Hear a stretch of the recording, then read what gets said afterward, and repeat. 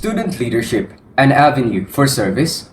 Or just a platform for visibility and clout? Good day, CFCST. Welcome to Pagpadayag 2026, the SOWER Publications SSC Election Special Coverage. Together with us here are the presidential and vice presidential candidates from Luntian Party.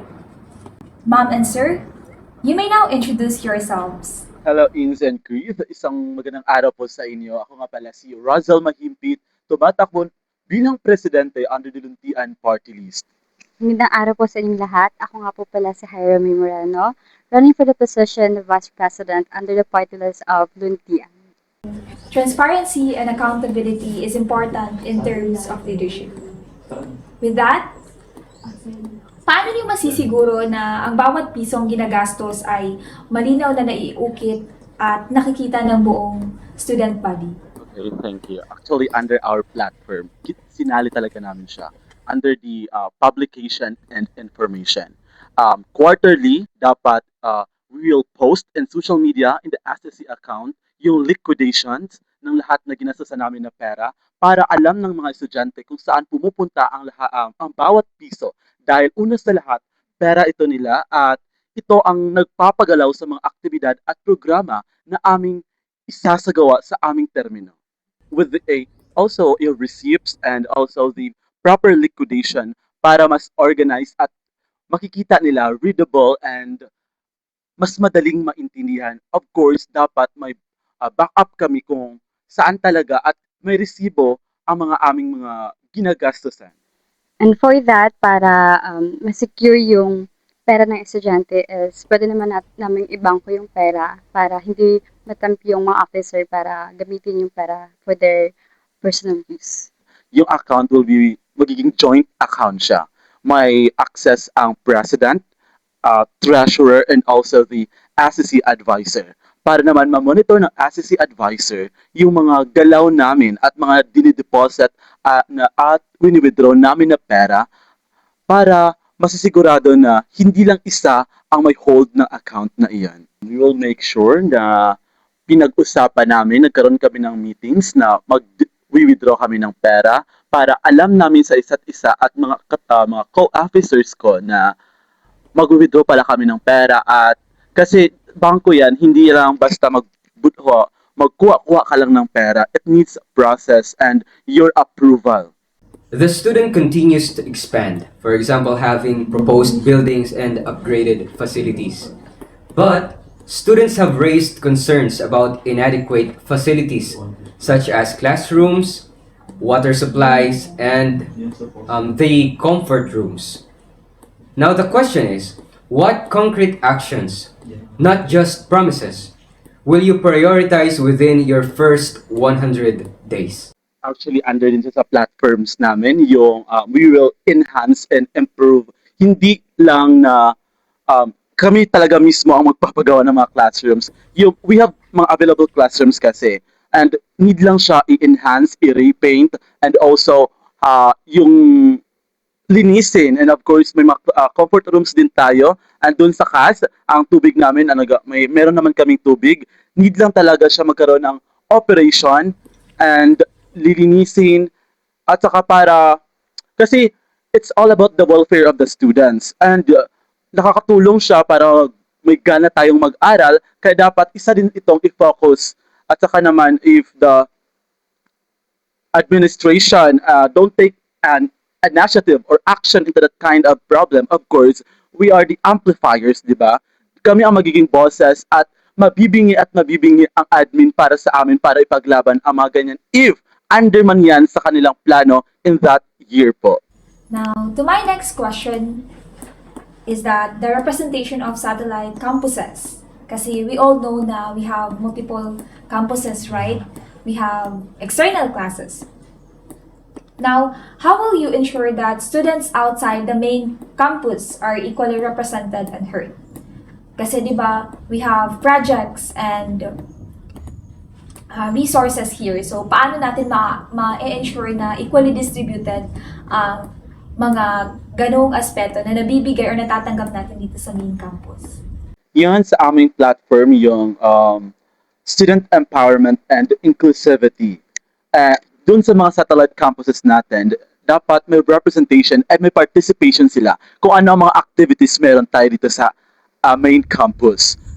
Isa sa focus ko doon is yung SELC, Student Empowerment Leadership Congress, which magkuha tayo ng mga students na coming from the extensions na magsali or mag-join sa mga programs natin dito, hindi lang yung mga SBOs na governors natin and officers. Kasi dapat everyone is kasali na doon sa empowerment na gusto natin na i-implement. And of course, doon sa Tri-People, yung ating kapatid na Moro, Katubo, and the Christian, dapat magkaroon ng representation upang mas marinig ang kanilang mga hinanaing kung ano ang problema sa mga sektor na iyon. And of course, sa ating mga kapatid na LGBTQIA+ community, dapat may mga programs and activities tayo para sa kanila so that we can give exposures para sa kanila. So our next question will be, it's about a legacy question, ano? So, at the end of your term, what measurable impact should students use to judge whether you succeeded or failed? Sa pagtatapos ng inyong termino, anong mga nasusukat na epekto ang dapat gamitin ng mga estudyante upang husgahan kung ikaw o kayo ay naging matagumpay o nabigo sa inyong termino? Siguro they should focus on our programs and activities and also our responsibilities as SSC officers, and masasabi nila na narinig namin sila and na-give namin yung mga pangangailangan nila. They should base on that, and of course to the quality of our services. Hindi lang na they should focus on kung ano ang sabi-sabi, and they should also realize our situations and yung mga efforts namin, and through that efforts it will be makaangkla sa kanila ang legasiya na aming naiwan. Same with Mr. President po, since marami po kaming gustong i-implement in our school na programs and activities sa mga estudyante. Since also, hindi naman po natin hawak yung opinion nila. So our next question will revolves around the fines and attendance.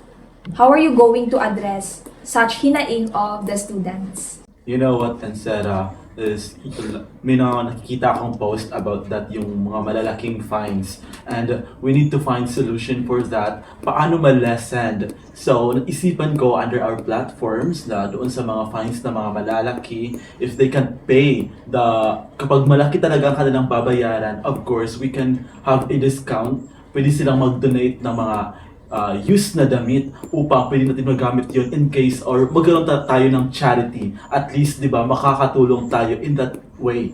And also, kung hindi pa rin nila makaya yun, mayroon tayong mga community na pwede silang maglinis or magpulot ng mga basura so that we can maintain the green sea of CST. Since na-mention nyo na you have these alternatives, so paano nyo ma-assure na students will not rely on your focus or on that platform of yours na magbibigay kayo ng alternatives with regards the fines and of course, Yun nga sabi ko, like, parang discount lang siya. And para hindi talaga lahat ng dyan ng estudyante, kasi if ako ang estudyante, mas pipiliin ko talaga magbigay ng mga damit, di ba? So, para malasin na natin yan, kasi it will remain as discount lang po. Oh. So, when it comes to sa attendance naman po, we want to implement the biometric. Kasi since mahirap din po talaga yung like for example yung ngayon yung po way of attendance natin. yung way of attendance natin ngayon, nakikita po natin na nahirapan din po yung mga officers natin. So para po mas mapadali po yung job nila is we want to implement that for them to mas maging easy yung trabaho nila. Thank you so much. And now our last question will be, why should the students vote you? You should vote us, guys, kasi maganda yung aking vice president. Of course, kidding aside, Luntian stands for Leaders United for Nurturing Talents, Innovation, and Active Nation Builders. So, it focuses on exposing the talents of the CFCSTians and of course innovations and the active nation builders na kami ng mga officers. And you should vote us guys because we have this vision in CFCST. Tutulungan natin ang CFCST na pagandahin hindi lang ang welfare and the well-being of the students. Because we wanted na mas mapakilala at mabigyan ng halaga ang pangalan ng CFCST po. Alright, with that, thank you so much for accepting our invitation. Thank you so much as our publication.